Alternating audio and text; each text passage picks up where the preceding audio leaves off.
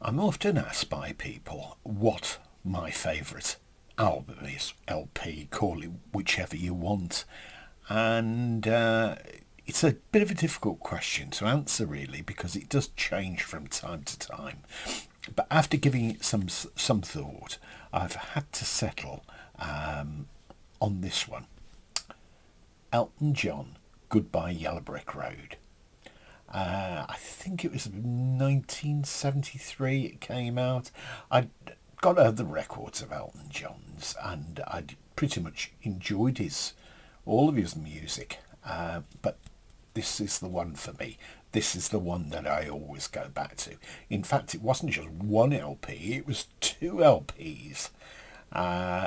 Great, gatefold sleeve, great artwork, very imaginative. There's Elton John there in that nice sort of satiny jacket with his name emblazoned on the back, and there's all sorts of things on here.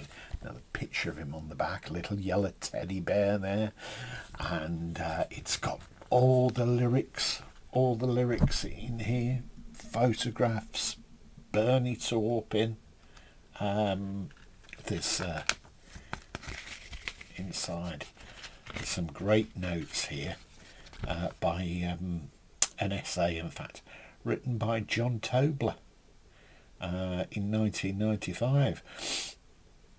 Also, there's a bit by Gus Dudgeon, who produced it, and he says all the tapes used to create these new masters are the original mixes. However, due to the fact that many of the tapes are at least 25 years old, they have softened up to varying degrees, so the sound has had to be passed through the most up-to-date digital processing equipment at 20-bit resolution, namely the Sadie digital system and the Prison Super Noise Shaper.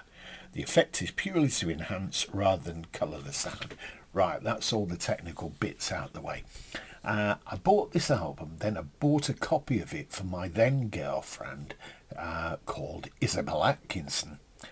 And we used to play this. We used to play this LP up in a bedroom, and turn the volume up. I think she only had a mono record player anyway in a bedroom. But hey ho, needs must. That played that LP amongst many others, and thoroughly enjoyed it. Now let's just take a look. That's the CD. So that's a nice design. Track list here: Funeral for a Friend, Love Lies Bleeding, Candle in the Wind. Long story to that, isn't it? Benny and the Jets, Goodbye Yellow Brick Road, This Song Has No Title, Grey Seal, Jamaica Jerk Off, I've Seen That Movie Too, Sweet Painted Lady, The Ballad of Danny Bailey, Dirty Little Girl, All the Girls Love Alice, I Wonder Why, Your Sister Can't Twist But She Can Rock and Roll, Saturday Night's Alright for Fighting, Roy Rogers, Social Disease and Harmony. Probably, for my money, the best period of Elton John and Bernie Taupin's writing. Anyway, I bought her a copy, bought Isabel a copy of it, and then we got tickets to see him at Birmingham Town Hall. We had downstairs seats, and it was a fantastic concert. They came on, and there was like a smoke machine across the stage, and it was all sort of misty effect. And then the band came on one by one, and there was like a purple light that came down over the stage, and they opened with the track Funeral for a Friend. That started, and then it went into Love Lies Bleeding, and Elton John was off then. He was off in his element. It was so enjoyable. I can't remember how long the concert was now, but he did various encores. And at one point, he had a drink off the top of his piano, and someone in the audience said, "Can we have one? Can we have one?" So he got all these plastic cups, and he put he put, I think it was some brandy or something or other, and lemonade or whatever, or rum, and he went down to the edge of the stage and he passed them out to people, and people took them. There was no trying to climb on the stage or any of that nonsense. So it was great fun. It was a really memorable concert for the bits that I can remember anyway. I think we paid something like about, I paid something like about maybe £2 for each ticket, something like that. It's laughable when you look back on it. Anyway, I carried on collecting Elton John records, sporadically though, I hasten to add. And now I've got them all on CD, and they're remastered and so on.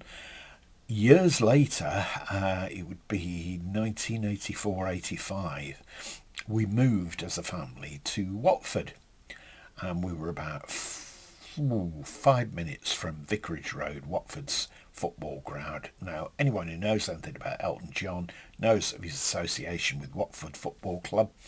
And my son and we used to get tickets to go and see the reserve team at Watford. Free tickets, because his primary school was, I don't know, about 3 minutes away from the ground. So that was good. And at Easter, Elton John would be there, and he'd come onto the pitch, and kids were lined up, and he would give them Easter eggs, free Easter eggs. So that was a bit of a nice touch anyway. And I used to see Elton John as well about in Watford, and quite approachable actually, considering his fame. But there you have it. So that's the answer to the question that I've been asked many, many times. That probably is my all-time favourite album, because it's just got the right balance, and it was their top period for songwriting and playing, etc. And also that was the original Elton John band. So I hope that's answered the question. If you've enjoyed this, please click like, and please subscribe, and I'll keep showing you things anyway. Thanks for watching.